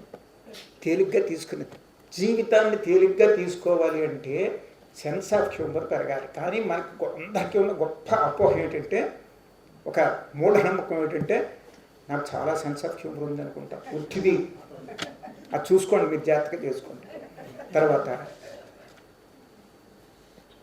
ఈయన హాస్యం గురించి మాట్లాడుతున్నాం, కొన్ని 3-4 ఎగ్జాంపుల్ చెప్తే గోవిందా అయిపోతుంటాయి.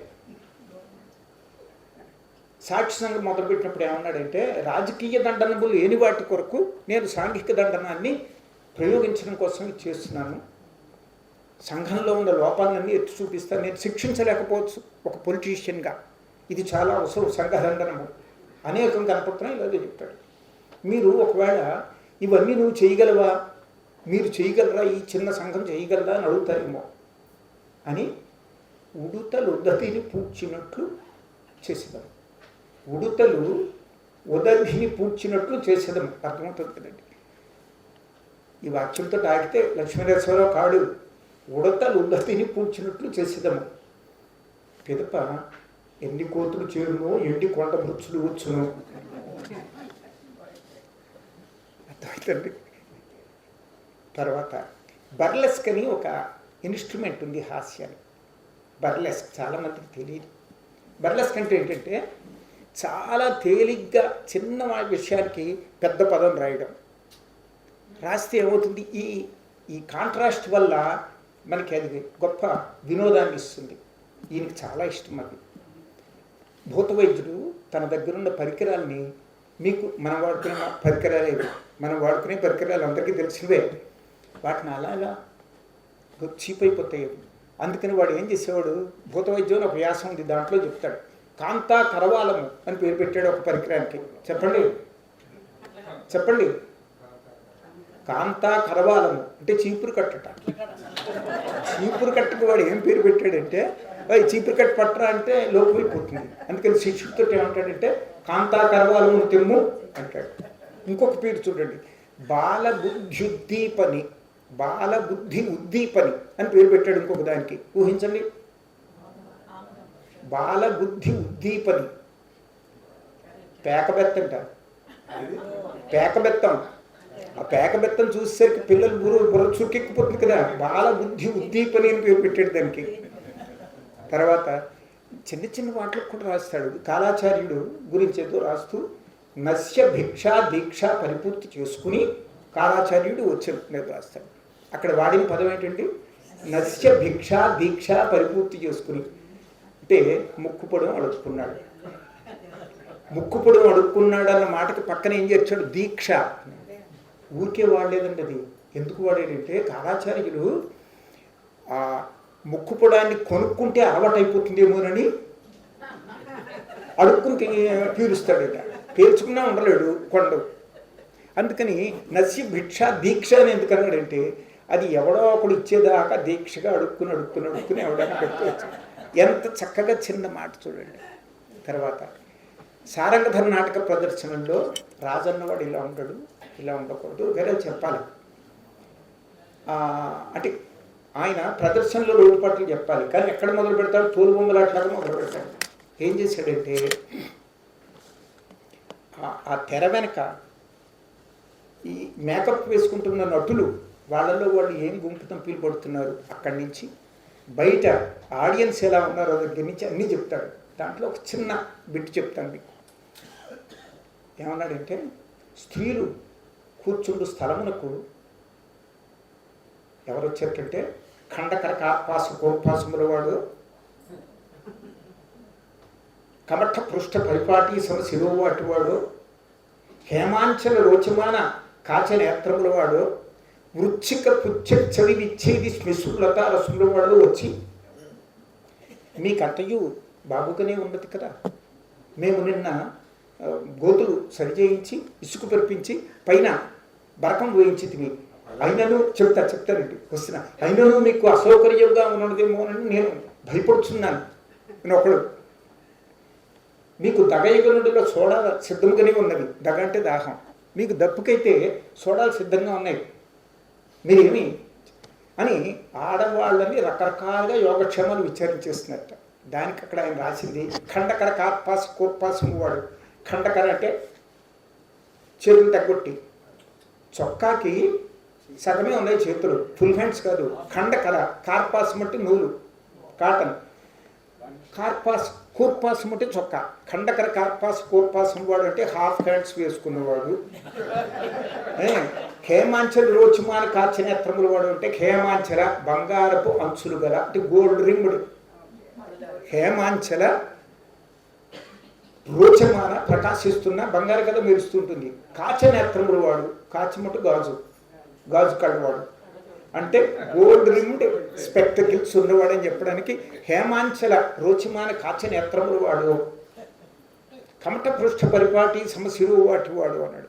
కమట పృష్ఠం అంటే తాబేలు డిప్ప, కమఠము పృష్ఠము తాబేలు డిప్ప, పరిపాటి సమ అంటే దానిలాగా తాబేలు డిప్పలాగా సిరువు వాటివాడు వాడు నెత్తిమే వెంట్రుకలు లేవు, బట్టతలు వాడని చెప్పడానికి కమట పృష్ఠ పరిపాటి సమ సిరువు వాటివాడు వృచ్చకు పుచ్చి చవి విచ్చేది స్మెస్సులత రస్ముల వాడు. దానికి కూడా అర్థం చెప్తే నాకు టైం అయిపోతుందని చెప్పను.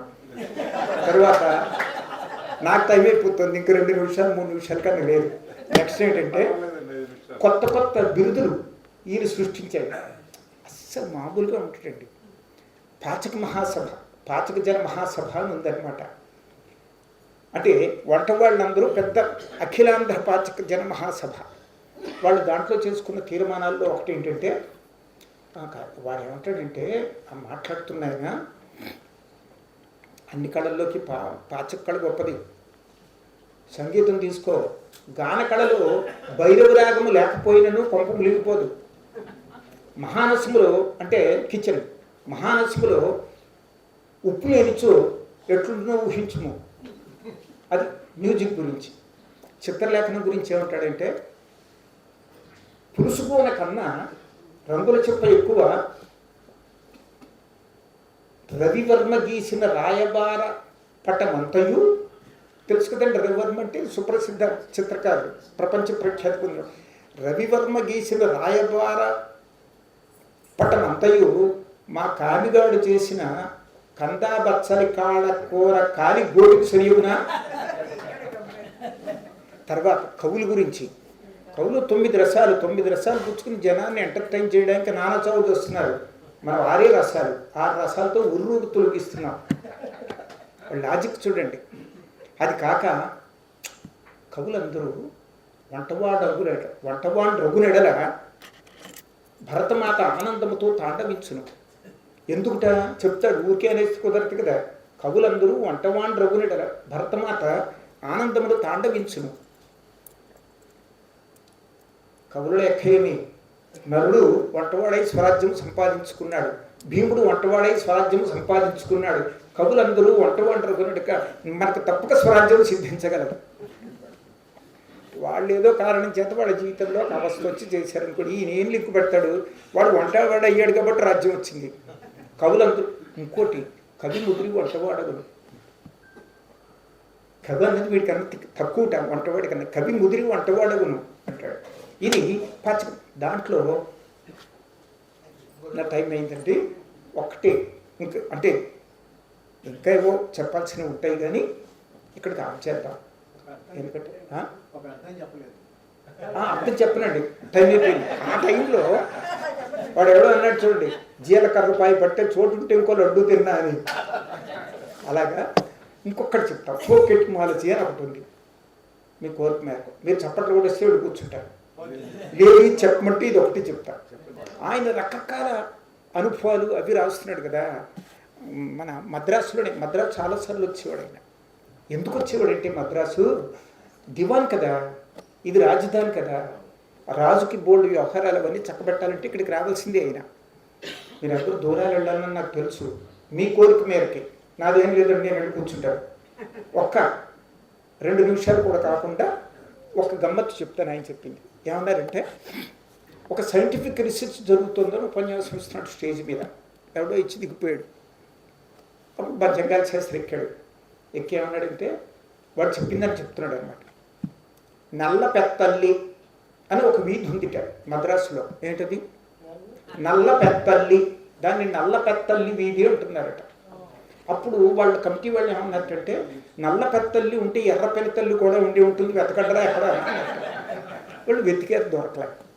వీళ్ళు వీధంతా సర్వే చేశారు. అసలు ఎందుకు వచ్చింది? ఒక వేసి ఏమిటంటే, మా నాయన పేరు నల్లప్ప అందుట.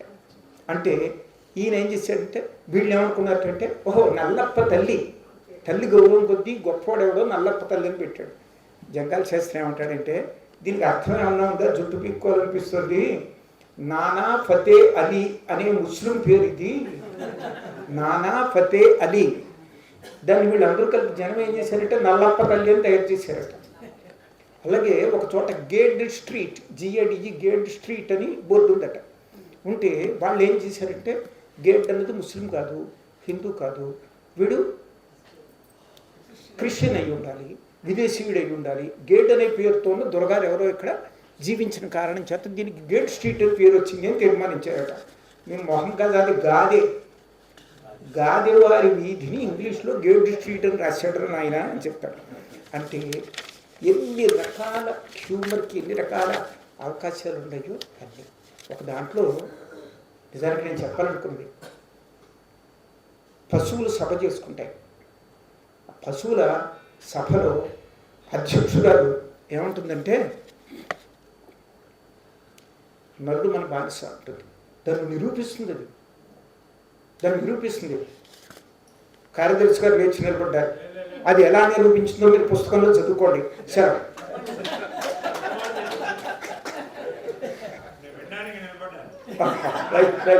అంత ఉత్సాహం ఒక్క చేత మాట్లాడించేది శ్రోతలేనండి. ఇంత ముఖాలు ఇలా కళకళలాడిపోతున్నాయి అనుకోండి, చెప్పాలనిపిస్తుంది. లేదనుకోండి చెమటలు పడుతుంటాయి, ఎందుకు వచ్చిందిరా నాయన అని. అంచేత మీరే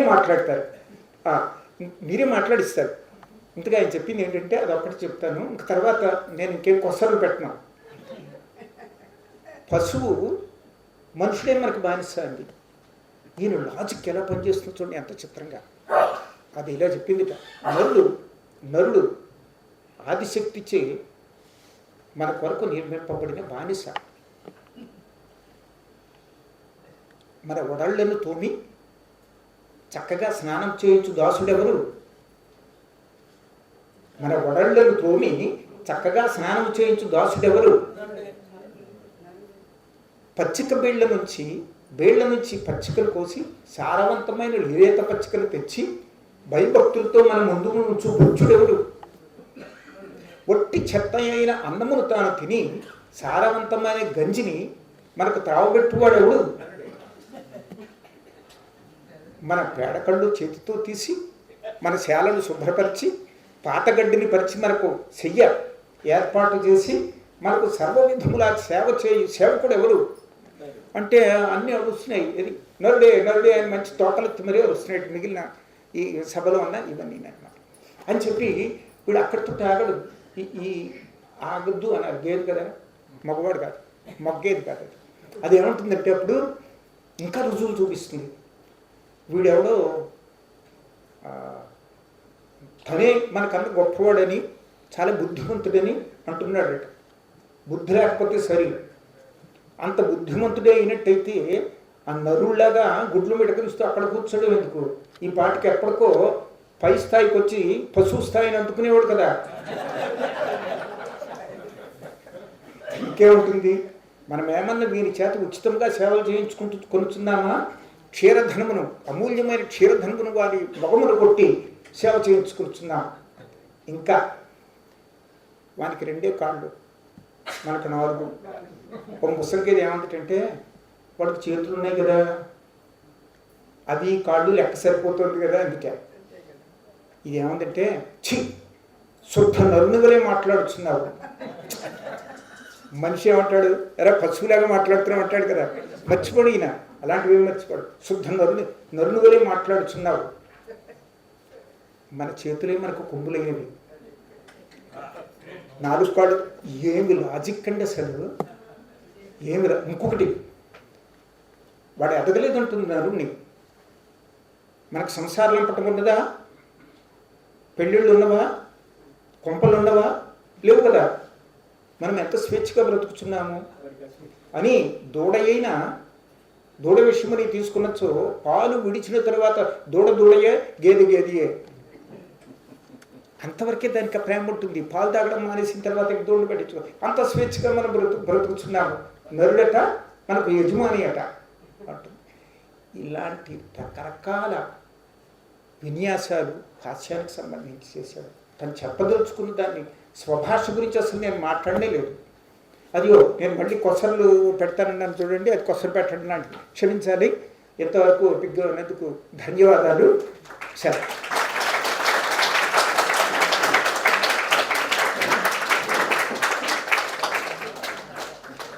చాలా ఆహ్లాదకరంగా సాగింది ఈరోజు సభ.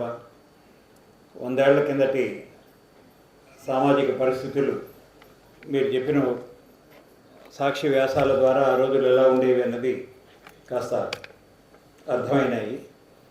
ఈ జంగాల శాస్త్రులను మేము రోజు చూస్తూనే ఉన్నాం, ఇప్పుడు కూడా ఇంకొక 100 ఏళ్ల తర్వాత కూడా ఉంటారనుకుంటారు. రెంటాల వారికి కృతజ్ఞత తెలియజేసుకుంటూ, వారికి మన గౌరవాన్ని చాటుతూ మరొకసారి మనందరం వారికి కరతాళ ధ్వనులతో మనకు ధన్యవాదాలు తెలియజేస్తున్నాం. ఇంతకీ మేము పొరపాటుగా బలుపు అన్నది కాదు, అది ఒడుపు అన్నది, ఆ విషయం చెప్పలేదు. ఒలుపు అంటే ఒలవడం, అందుకని ఇది తట్టదేమోనని దాని మీద నేను ఒలిచిన వేరుశనగ గింజలు కొన్ని, ఒలవని వేరుశనగకాయలు కొన్ని అక్కడ ఆ ఫోటోలు వేశాను. ఒలుపు అనేది అక్కడ బాగా పాపులర్. కొబ్బరి ఒలుపు అంటారు. ఎక్కడికి వెళ్ళామంటే కొబ్బరి ఒలుపుకి వెళ్ళాను అంటాడనమాట, కింద పెట్టి చేస్తాడు కదా. అందుకే నేను చెప్పదలుచుకున్న మాట ఏంటంటే, ఇలాగ కాల నిబంధన పెట్టడం అనేది చాలా మంచిది. దానివల్ల ఏం జరిగిందంటే, నేను అబ్రప్ట్గా ఆపేశాను కదా, దానివల్ల మీ అందరికీ ఒక గొప్ప, నాకు సంతోషం కలిగించే అపోహ ఏర్పడుతుంది. దీనికి ఇంకా టైం ఉంటే అసలు ఎన్ని చెప్పుండేవాడు, నిజానికి ఏమి లేవు. అపోహ కాదు కానీ సార్, మీరు అబ్రప్ట్గా ఆపలేదు, కానీ కొన్ని చెప్పకుండా మానేస్తున్నాను అని చెప్పారు. దానివల్ల అవన్నీ తీసి లైబ్రరీలోనో ఎక్కడన్నా ఉంటే తీసి చదవాలన్నటువంటి ఆకాంక్ష అయితే కలిగింది. అదేలేండి, మేము ఆవహించారు అంత పెద్ద మాటలు మా దక్షిణాది వాళ్ళకి తెలియదు. పానుగంటి వారు పూనారు. సార్, మరొకసారి మీకు హృదయపూర్వక ధన్యవాదాలు తెలియజేసుకుంటున్నాం. చక్కగా గానం చేసిన మా రెడ్డి గారు ఈరోజు అసలు ఆయనకు కూడా ఘంటసాల వారు పూనారు, దేవుడు పూనాడు. అలాగే మిత్రులు ఊరా ఆంజనేయులు గారు చక్కగా శుభారంభం చేశారు, గానం చేసి. మీకు మా ధన్యవాదాలు తెలియజేసుకుంటున్నాను సార్. నేను కార్యక్రమంలో ముందుగా తెలియజేసినట్లుగా కొందరు ఆలస్యంగా వచ్చారు కదా, వాళ్ళ కోసం ఏప్రిల్లో కూడా చివరి ఆదివారం కాకుండా ఒక ఆదివారం ముందుగా, అంటే 20వ తేదీన ఏప్రిల్ 20న ఇదే సమయానికి మనకు ఇదే హాల్లో సభ ఉంటుంది. మేడం గారు, ప్రబల జానకి మేడం గారు హరికథా సాహిత్యంపై ఉపన్యసిస్తారు. తప్పకుండా